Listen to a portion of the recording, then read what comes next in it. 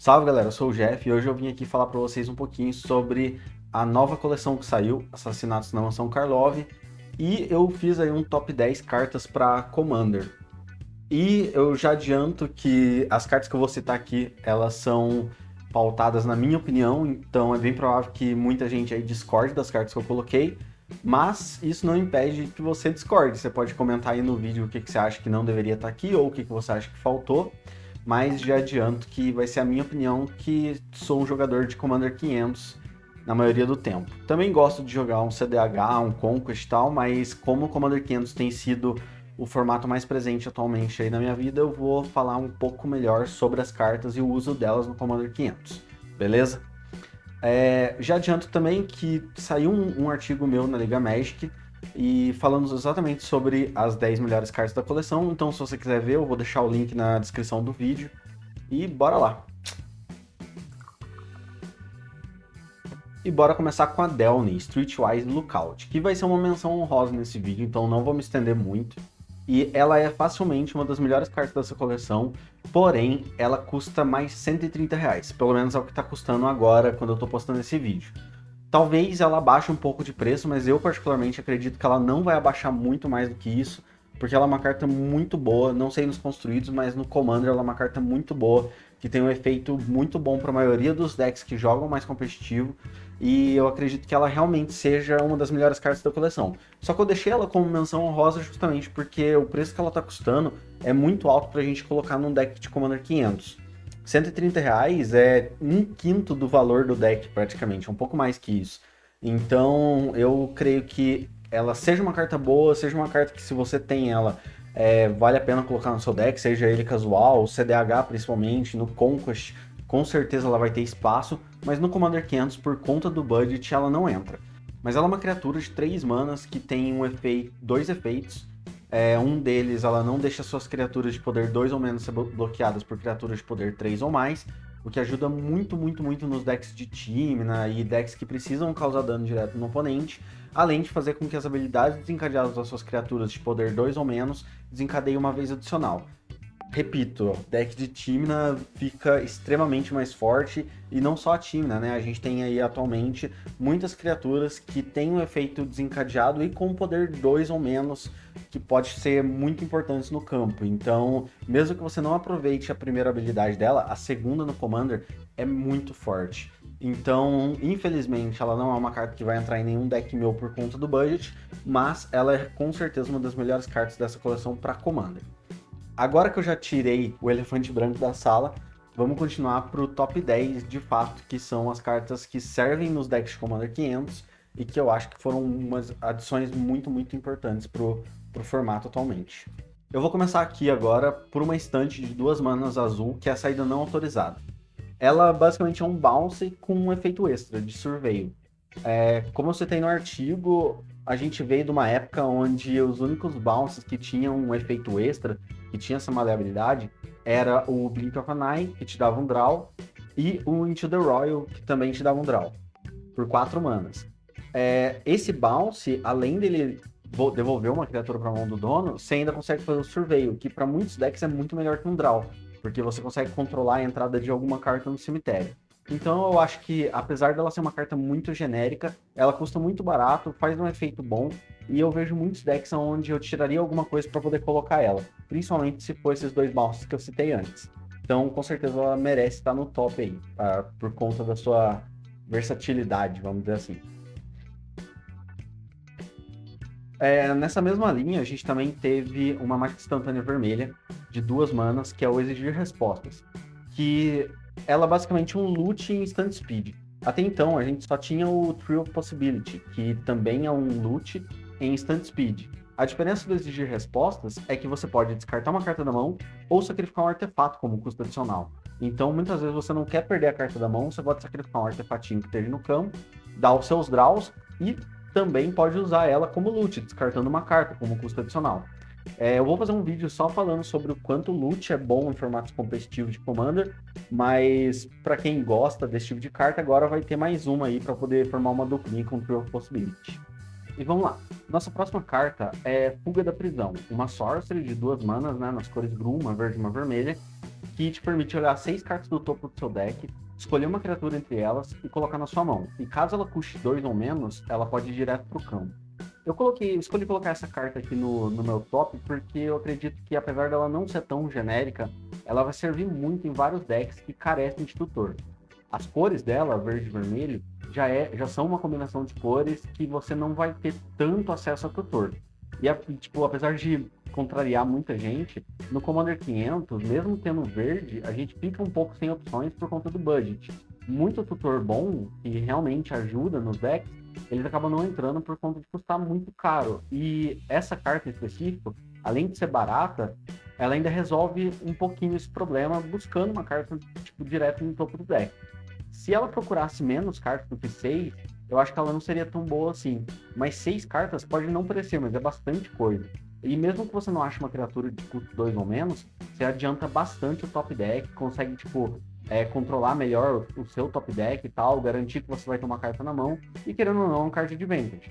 Então, eu quis colocar ela aqui porque eu achei ela uma carta muito boa. Eu acho que essa carta, na verdade, ela vai ser muito boa em decks que baseiam em criaturas menores, tipo Eremita Druida e cartas desse tipo, que são criaturas que decidem o jogo e estão aí dentro desse custo 2. Porque daí você vai conseguir, além de provavelmente adiantar o seu deck, se você tiver uma criatura dessas tão importantes lá no meio das 6 cartas, você já consegue talvez tentar por um all-in, ou realmente fazer o seu setup do combo ali com só uma sorcery, né, que custa 2 manas, que muitas vezes você vai poder jogar no turno 1.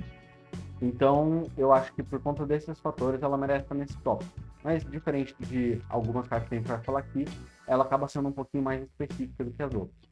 E continuando, a gente tem agora um outro feitiço, só que esse custa uma mana só, que é Analisar o Pólen. Ele veio com essa mecânica nova, que é obter indícios de valor 8, né? Que consiste basicamente em um custo adicional, que você precisa exilar cartas do seu grave com um custo de mana igual ou superior à quantidade que a habilidade exige. No caso desse, que é 8, você vai ter que exilar cartas do seu cemitério até completar o valor de mana 8 para poder cumprir o custo adicional dela. No caso dessa carta, ela tem o efeito de buscar um terreno básico no seu deck, por uma mana. Só que se você obteve os indícios, você pode buscar uma criatura ou um terreno sem restrição no seu deck. Ou seja, você tem aí um tutor por uma mana. Apesar do Commander 500 não ser rápido igual o CDH, eu já vi várias vezes jogos onde você consegue colocar tranquilamente cartas no seu cemitério que somem o valor de mana 8. E isso é ainda mais simples quando você vai para alguns decks Sultai que tem controle de cemitério, igual o Tassigur, por exemplo, onde são decks pautados justamente em fazer o self-mill.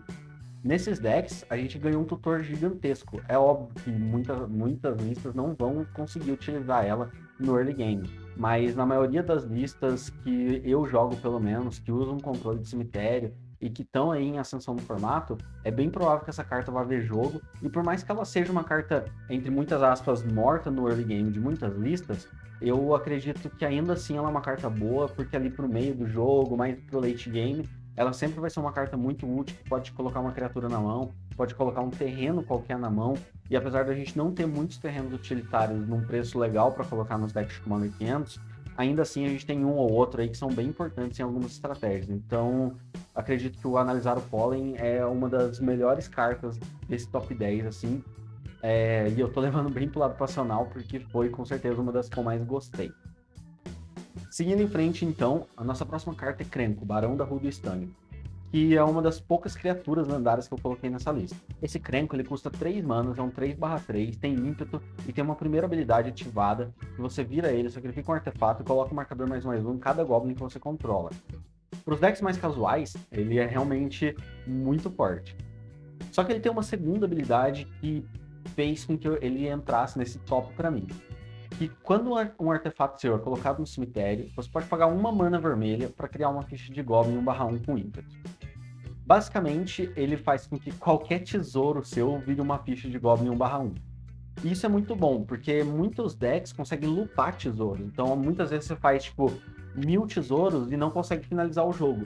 O Krenko, ele serve como finisher, porque você vai fazer 1000 tesouros. Cada tesouro que você sacrificar, você pode usar a mana que o próprio tesouro gerou para pagar o custo do Krenko e criar uma ficha de Goblin que tem ímpeto. Então você já vai poder finalizar o jogo naquele turno. Muita gente não sabe, mas qualquer ficha, antes de ser exilada, antes de sumir, quando ela é destruída, ela encosta no cemitério e depois some. Então, todos os tesouros, quando você vira, sacrifica e gera uma mana, ele vai bater no cemitério e depois sumir, o que faz com que a habilidade do Krenko seja desencadeada. Então, nesses decks onde você faz swarm de tesouros, né, consegue lupar tesouros, o Krenko é uma adição muito legal. E eu acredito que logo logo vai aparecer alguma lista mono-red usando ele como comandante, porque, querendo ou não, eu vejo bastante potencial nesse tipo de lista underground, assim, principalmente quando elas têm uns efeitos que conseguem servir como payoff ou como parte de algum combo. E apesar dela ainda ser muito nova, acabou de chegar a coleção, eu tentei fazer alguns testes e tal, e eu acredito que ela tenha um certo potencial escondido ali que eu ainda quero encontrar. A nossa próxima carta da lista é a Garota Massacre, Assassina Renomada, e é outra criatura lendária, só que dessa vez Mono Black. Ela custa 4 manas, é uma 4/4 com ameaçar. E ela vem com uma habilidade que as criaturas que você controla dão dano como se tivessem murchar, que é o Wither em inglês. E essa habilidade consiste em dar dano nas outras criaturas através de marcador -1/-1. Basicamente no Magic, quando você ataca ou bloqueia uma criatura, quando duas criaturas estão combatendo, elas causam dano simultâneos uma na outra. Então, se você bate com uma 2/3 e uma criatura que seja 2/3, cada uma vai se dar 2 de dano e vão ficar com 1 de vida. No final do turno, esse dano que a criatura tomou, ele vai, entre aspas, regenerar. Não é esse o termo correto. Mas a vida dela vai voltar ao normal. Se ela era uma 2/3 e tomou 2 de dano, ela vai voltar a ter 3 de resistência completa no fim do turno. A habilidade de Wither faz com que, se duas criaturas 2/3 estiverem batalhando e uma delas tiver o Wither, né, murchar, essa que tá com a habilidade vai dar dano na outra em forma de marcador -1/-1. Ela vai tomar 2 de dano, e a outra criatura que estava no combate vai tomar 2 marcadores -1/-1. Ou seja, no fim do turno, a que tomou o dano normal vai voltar ao normal, e a que tá com o marcador vai continuar sendo dessa, tipo, depois do combate, uma 0/1, porque ela era uma 2/3, que tomou -1/-1, e ela virou uma 0/1. Por si só, essa habilidade é muito boa, porque ela desabilita muitas criaturas, e muitas vezes o seu oponente ele tem um blocker, e ele tá parando um bicho seu, e ele vai optar por não parar, porque esse bicho vai ter uma consequência que vai ser irreversível, que são os marcadores -1/-1. Só que ela tem uma outra habilidade, que quando uma criatura que o oponente controla morrer e ela tiver uma resistência menor do que 1, você compra uma carta. Basicamente, essa carta está dizendo, quando um bicho do oponente morre, se ele tava com -1/-1, você compra uma carta. Porque os marcadores eles vão deixar eventualmente a criatura com 0 de resistência. Esse poder dela de ter um card advantage pautado na primeira habilidade que ela tem, por si só já é muito bom, porque no formato a gente tem decks que utilizam bastante criaturas, então ou você trava o seu oponente de bater, ou você acaba aí, tipo, num bloco perdido ou outro, comprando uma carta. Mas ela é boa também porque no formato tem várias remoções globais que são baseadas no marcador -1/-1, ou em status -1/-1, como é o caso de Languish e Creeping Fear, por exemplo, que uma dá -4/-4 e a outra dá -3/-3. Se você matar 4 bichos dessa maneira, no caso da Creeping Fear, que não vai matar a própria Garota Massacre, você vai comprar 3, 4 cartas, não vai perder a Garota Massacre, e o efeito dela vai ter sido muito útil. Você fez um card de advantage absurdo. Mas essa carta brilha de verdade no Yawgmoth, que é um comandante mono black baseado no marcador -1/-1, seja para combate, seja para poder tirar criaturas de campo. Um dos grandes pontos do Yawgmoth, que faz com que, para mim, ele seja um dos melhores decks do Commander 500, é justamente por conta do field ser muito populado de criaturas, ele conseguir fazer um controle de board absurdo com a habilidade dele de colocar um marcador. Com a Garota Massacre, ele ganhou um card de advantage embutido numa criatura que por si só é muito forte. Então eu acho que essa criatura merece estar aqui, e eventualmente ela pode acabar sendo até melhor utilizada com algumas coisas que podem vir a ser lançadas. Próxima carta é Engenhoqueira Forense, 3 manas 3/3, que tem uma primeira habilidade que diz: quando você conjura um artefato, você investiga. Você vai fazer uma ficha de pista que paga 2, sacrifica e compra uma carta. Por si só, essa carta já, pra mim, já é excelente. Em decks como Enri, Urza, que você faz swarm de artefatos, ela já é muito boa. A gente já tinha o Sai, que fazia um efeito parecido, que fazia Tópteros quando você conjurava artefatos, e ele já era muito bom como parte de alguns decks.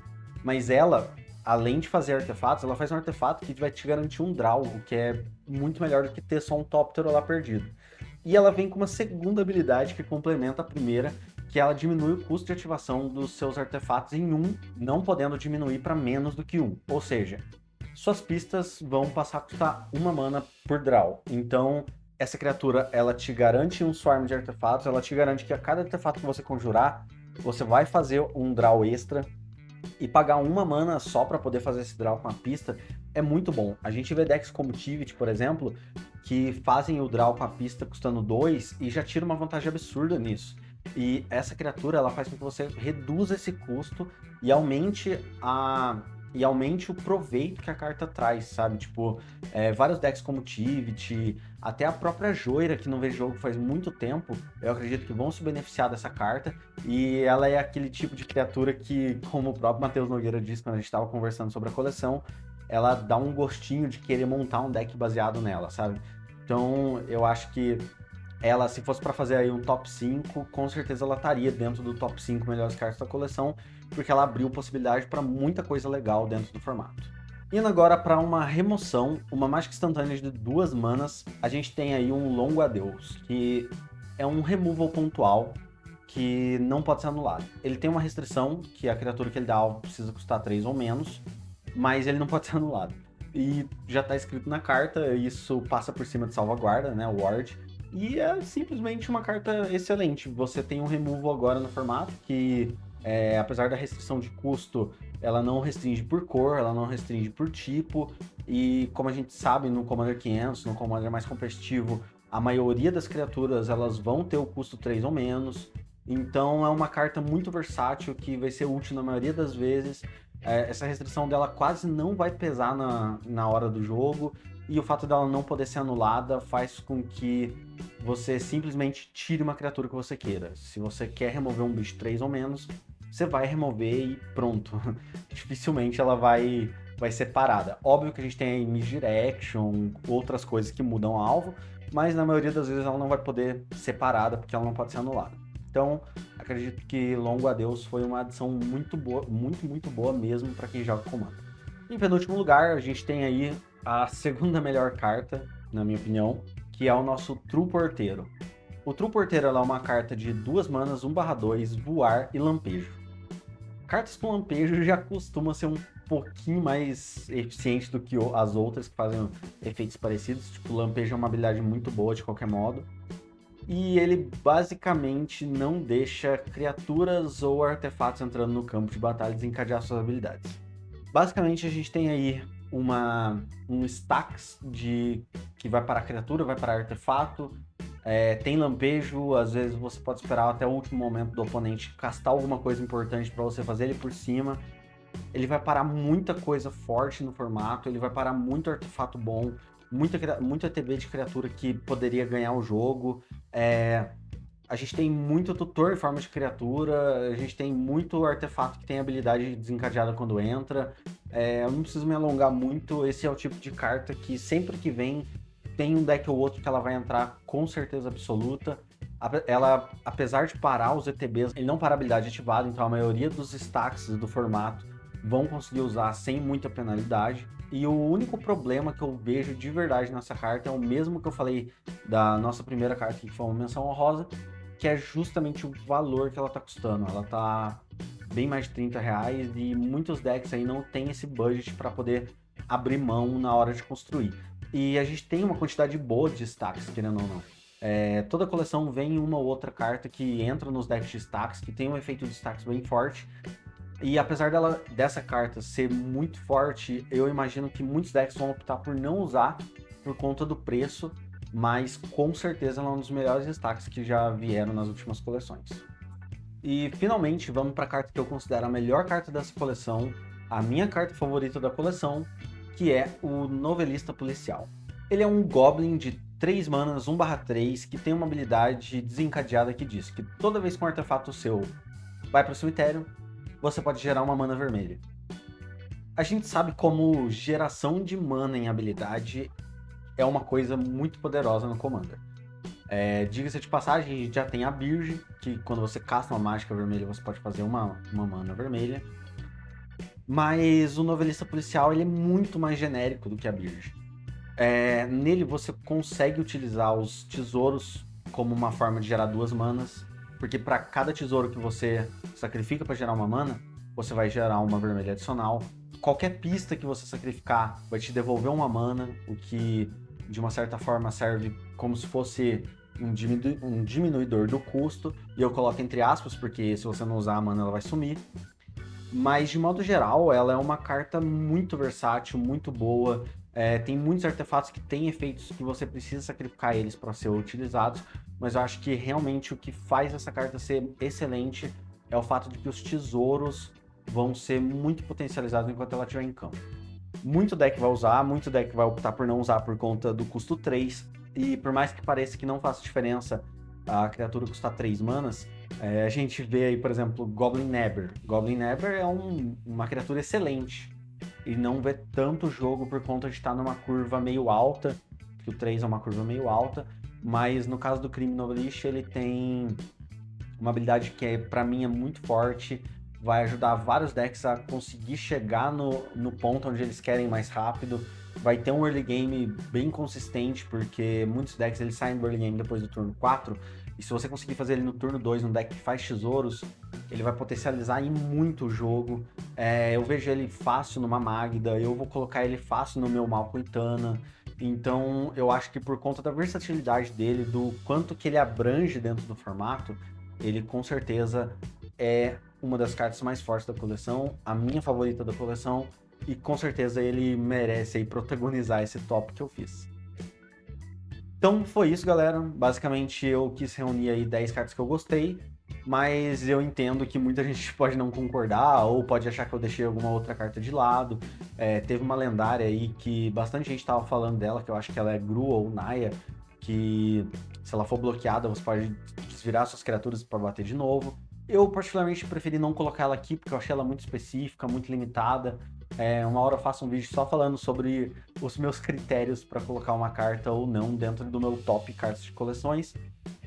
Mas eu espero que vocês tenham gostado. Se vocês quiserem fazer parte do meu Apoia-se, eu vou deixar o link na descrição. A gente tem o nosso grupo do WhatsApp com a galera do Apoia-se, que basicamente todo mundo lá gosta de jogar torneio, todo mundo gosta de se ajudar na hora de montar os decks e tal. Você também pode me seguir na Twitch, que eu vou deixar o link também na descrição. Tá rolando o Commander 500 e na minha Twitch lá a gente faz transmissão de alguns jogos durante a semana. E se você tem uma sugestão para um próximo vídeo, é só deixar aí nos comentários também, que com certeza eu vou ler e tentar fazer e tentar trazer o tema para vocês, beleza? Galera, muito obrigado a quem assistiu até aqui. Não esquece de ir lá olhar o artigo na Liga Magic, que vai ter as mesmas cartas, mais escritinho, mais bem detalhado. E é isso. Muito obrigado e falou!